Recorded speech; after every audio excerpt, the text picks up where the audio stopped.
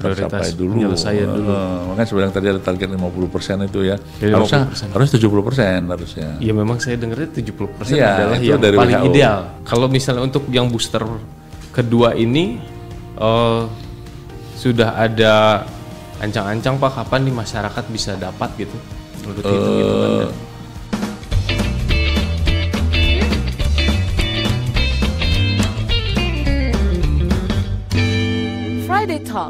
Friday Talk. Kami belum memberikan jelas waktu, ya. Artinya kapan akan dimulai dengan kelompok apa, ya. Selain risiko tinggi itu belum bisa disampaikan informasi yang pasti gitu. Jadi kita tunggu dulu aja ya. Sebenarnya pertanyaan hampir banyak orang nanya juga setelah muncul booster kedua itu. Ini sepertinya kalau kita masih hidup dalam pandemi, kayaknya bakal terus ada vaksin. Benar Pak, seperti itu, anggapan seperti itu Pak? Satu sisi pemikiran itu ya wajar, logis ya, karena orang pengen selamat semua kan, pengen dilindungi. Jadi ada istilah namanya penyakit-penyakit yang bisa dilindungi dengan vaksinasi. Salah satunya COVID, polio, campak, DPT itu kan juga itu ya. Kita memberikan vaksinasi itu atau imunisasi bagi anak-anak itu untuk melindungi dia dari penyakit itu. Nah, selama penyakit itu memang banyak di sekitar kita, maka upaya kita salah satunya dengan vaksinasi. Nah, kita lihat aja nanti, mudah-mudahan COVID ini ya menurun atau meredah lah ya. Nah, kalau meredah itu gini, dia terkendali, jumlahnya nggak terlalu tinggi, angka kematiannya tidak terlalu tinggi, angka hospitalisasi juga nggak banyak, itu namanya terkendali. Jadi tetap ada tapi biar aja. Nah itu kita berpikir nanti apakah perlu vaksinasi yang terus-menerus atau tidak. Kalau udah terkendali ya sudah nggak usah kan gitu kan. Nah gitu ya.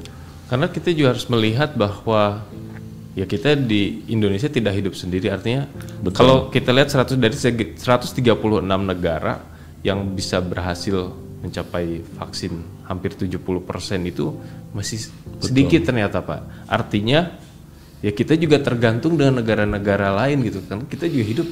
Betul. Ya saling berkoneksi gitu. Ada yang terbang kemana gitu. Artinya kita tidak bisa menyelamatkan diri sendiri. Memang satu dunia Pak artinya. Dan bukan COVID saja loh. Sekarang ada monkeypox, ada hepatitis itu. Semuanya mengancam banyak negara, bukan kita saja ya. Nah, untuk itu WHO pada saat mengumumkan, maka dia juga yang nanti akan mencabut itu. Nah, yang mencabut juga nggak gampang kan?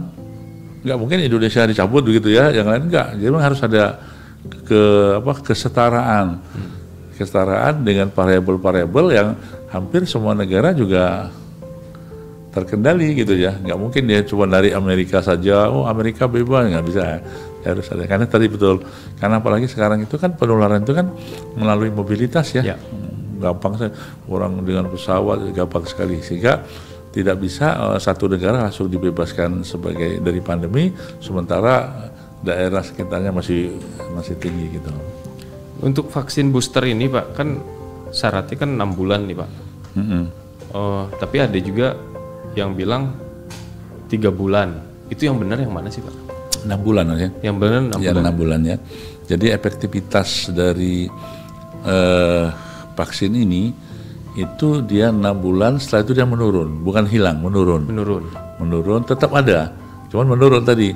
Nah sekarang dengan subvarian baru dari Omicron ini, itu daya meloloskan diri yang disebut dengan immune escape itu tinggi, jadi dia bisa mengelabui. Nah sehingga orang itu masih kena. Nah untuk itu maka perlu ada ya booster tadi. Kalau dulu kan yang kena COVID masih di era situasi 1 ke 2 lah atau 2 ke 3, yang baru kena jangan dulu vaksin. Kalau sekarang seperti apa? Kalau misalnya kena nih, ada satu bulan kalau setelah apa namanya orang-orang penyintas namanya istilahnya. Ya, karena apa? Orang penyintas itu dia sudah timbul juga. Nah, yang bagus sekarang antibodi itulah orang penyintas juga dengan vaksinasi, jadi double dia. namanya super immunity, double ya. Tapi kalau orang nggak pernah sakit, dia itu hanya satu dia dapatnya hanya dari itu. Jadi katakanlah terakhir dia vaksin Desember, terus Januari 1 bulan sampai ke katakanlah di Juni dia kena Omikron. Karena saya kenanya pernah kena juga, jadi saya juga ikut bertanya kan. Berarti dia harus nunggu sebulan dulu baru vaksin. Ya.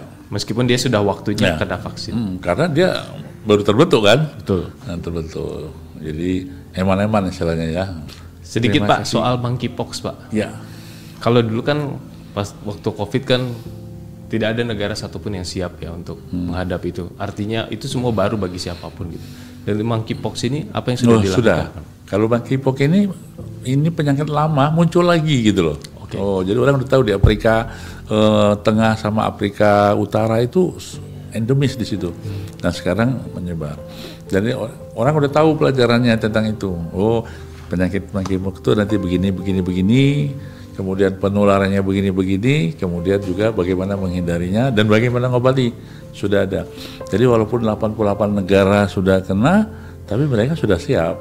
Ya, Indonesia juga begitu.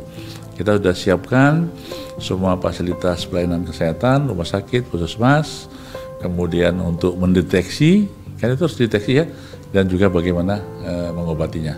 Baik, terima kasih Pak Dr. Syahril. Sama-sama. Sudah memaparkan soal kesiapan kita sebenarnya dan upaya pemerintah juga untuk terus menggencarkan vaksin ketiga dan nanti ada vaksin booster kedua ya atau vaksin keempat yang baru tenaga kesehatan dulu yang memang diprioritaskan atau orang-orang yang memang memiliki komorbid juga termasuk di sana ya Pak. Dan pelayan publik yang memang harus berinteraksi dengan masyarakat luas. Dan bagi Anda yang ingin menyaksikan podcast lainnya dari Antara, Anda bisa menyaksikan di antaranews.com, di YouTube di Antara TV, dan podcast Spotify. Terima kasih, saya Ruli Juliardi, sampai jumpa.